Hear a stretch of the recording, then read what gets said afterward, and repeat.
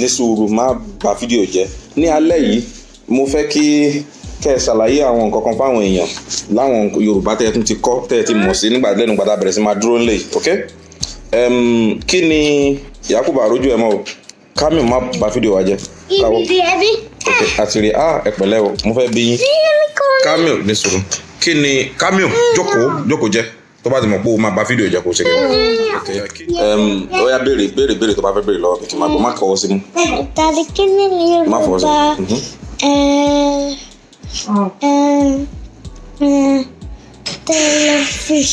Television. Yorùbá television ni móhùnmáwòrán. Kí ni mo pè é? Móhùnmáwòrán. Okay. Ṣé kí mi náà béèrè kan lọ́wọ́ rẹ̀? Kí n béèrè lọ́wọ́ rẹ̀. Kí ni boat ní Yorùbá? Ọkọ̀ ojú omi. Ọkọ̀ ojú omi. Ó yá wọ́n náà tún béèrè kan lọ́wọ́ mi. Kí ni train ní Yorùbá? Train ní Yorùbá ni ọkọ̀ ojú irin.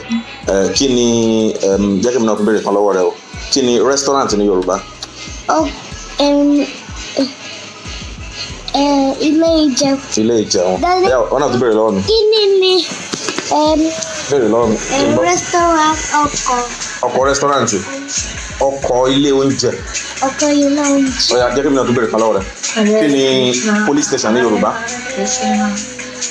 Ọkọ̀. Kí ni police station ní Yorùbá jọ?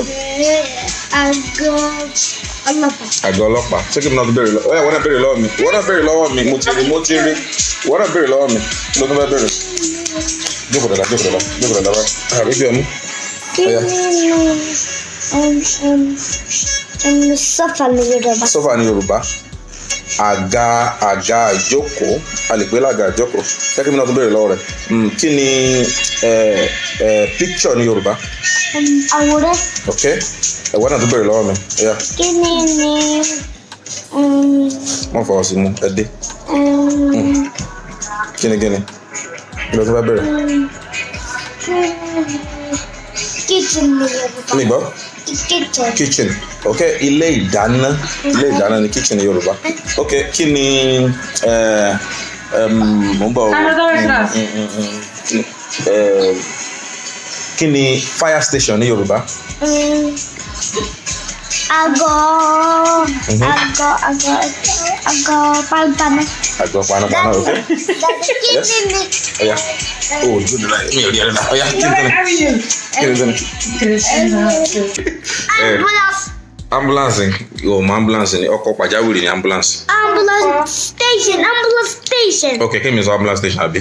Àgọ́ ọkọ̀ pàjáwìrì. Kindly subscribe to our YouTube channel, Yoruba Pikin, and remember to hit the notification bell to enjoy more of our videos. Thanks for watching.